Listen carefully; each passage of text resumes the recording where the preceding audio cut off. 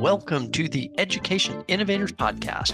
I'm Eric Byron, and it is my privilege to host this show where I get to talk to folks from all over the world who are education thought leaders and innovators. We'll hear inspiring stories from educators, EdTech founders, AI experts, and others who are fearlessly innovating and delivering unique learning experiences. I'm glad you're here. Let's get started. I chatted with Jane Addams, Leonardo da Vinci, Winston Churchill, and Zeus. Are these learning experiences? There's a concern about the accurate representation of historical figures in tools like Khanmigo. And I'm wondering what the real goal of offering these simulations is. Is it to portray these characters accurately, and project a specific personality style, or is it more an exercise of critical thinking, right? And metacognitive skills, trying to get the students to really consider, why a historical character might answer the way that they do. So, well, first of all, let me just say, I mean, if we're more concerned with the critical thinking skills, metacognitive skills, then maybe the accuracy of these historical figures isn't necessarily the highest priority, right? And who's to say that the representation, is or isn't accurate? So, I mean, are most teachers really qualified to evaluate the accuracy of these characters in the simulations? Isn't it really very subjective? Anyway, um, what I wanted to do was go ahead and do some testing with these things and see firsthand, what they're like and what kind of a job is Khanmigo doing. That's Khan Academy's AI tutor, with these simulations, and why are people complaining that we shouldn't even be attempting to do this? So, I started my test with Khanmigo with Jane Addams. So she's a social reformer born in 1860. And the first thing I noticed was that the AI would answer my questions, but it would always finish with a question back to me, right? Trying to keep the dialogue focused on social reform. So the following is a direct quote from Khanmigo. Sorry for reading, but I want to be accurate here. Social reform, in my view, is the concerted effort to improve society by addressing injustices and inequalities that afflict the vulnerable and marginalized. It involves changing laws, institutions, and behaviors to create a more equitable and just society.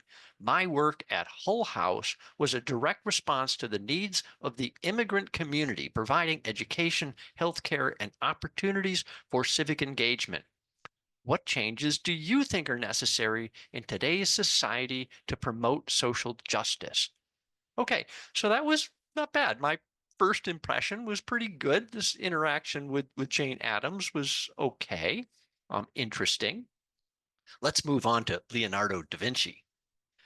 So I made a comment to Leonardo about modern art, knowing that he should have no contextual understanding of what that is in today's world. So here's the tail end of the response from AI. Perhaps exploring the context in which these modern artworks were created could offer insights into the emotions and messages the artists intended to convey. How do you think understanding the historical and cultural background of an artwork could influence your perception of it? So I went on to ask him, the AI simulation, what his favorite work was. And he told me it was the Mona Lisa. Okay, no real surprise there.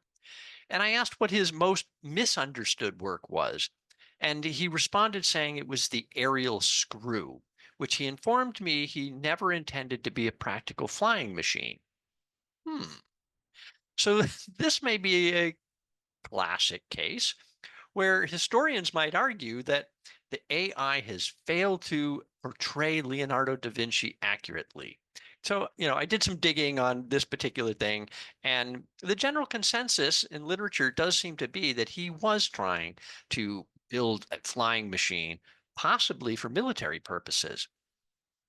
So, I guess the question is, do we get hung up on this, right? In this detail, right?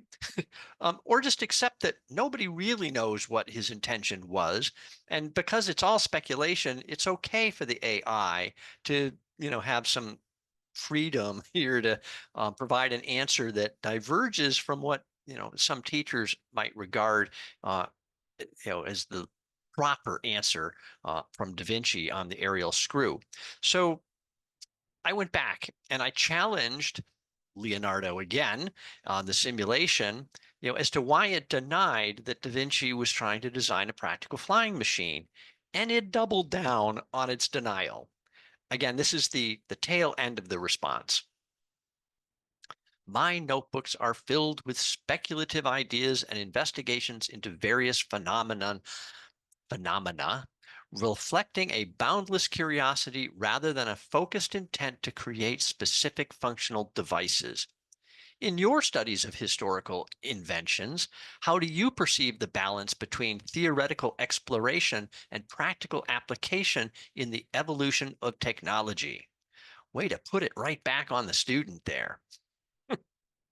I have to say, I did find that the system's design of using Socratic questioning to get the students to dig deeper into the topic, that this is encouraging, right? We want to see this kind of thing happen. But the AI is not just making stuff up, as some of the folks I've read about it, suggested. Now we've heard complaints also that the AI tutors, they ignore established pedagogies and drill students on low level cognitive skills. And I'm not an expert here, but the criticisms seem a little overly harsh from what I'm experiencing in my evaluation of the tools. Now I also just saw a post the other day that specified, right, that AI simulations of Winston Churchill were of, questionable value. So let's go talk to Churchill. So that's what I did. So I asked Winston Churchill about decision making when information is sparse or unreliable.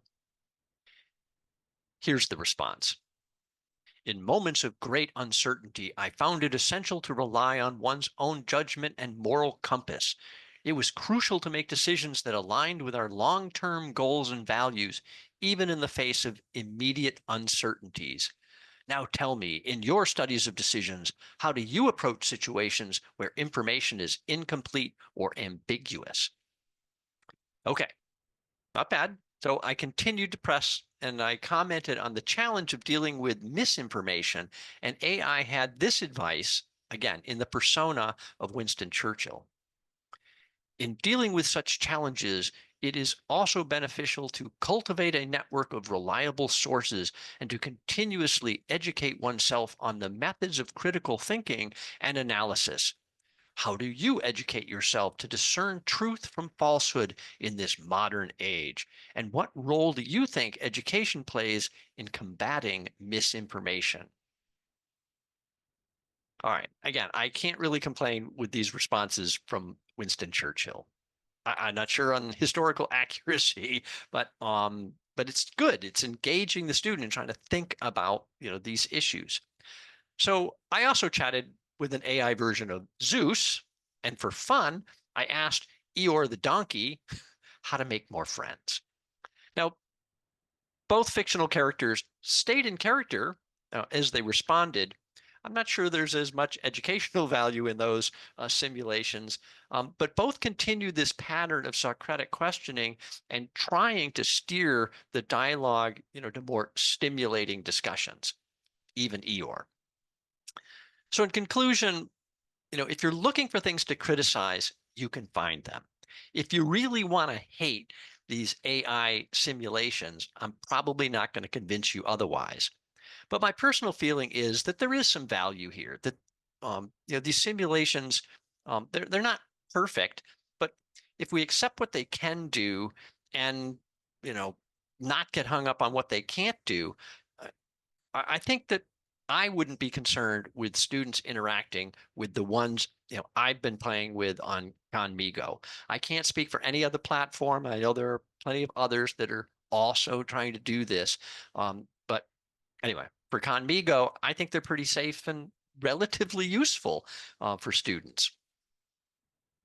We've also seen some other innovative ideas um, around using chatbots, but instead of pre-creating the simulations, having students create their own simulations of historical or fictional characters in certain time periods or whatever, or even creating their own fictional societies and civilizations, to simulate deep thinking about the context and scenarios and the way AI actually presents them. So I think when we get students involved in this creative process, we increase engagement, and I think we really do potentially develop human intelligence in new and interesting ways. I'm Eric Byron. Thanks for listening to the Education Innovators Podcast. If you haven't subscribed yet, please hit the button and subscribe. I've got so much more great content coming, wonderful guests with incredible stories of innovation and education. So thanks to all those education innovators out there. You are making a difference.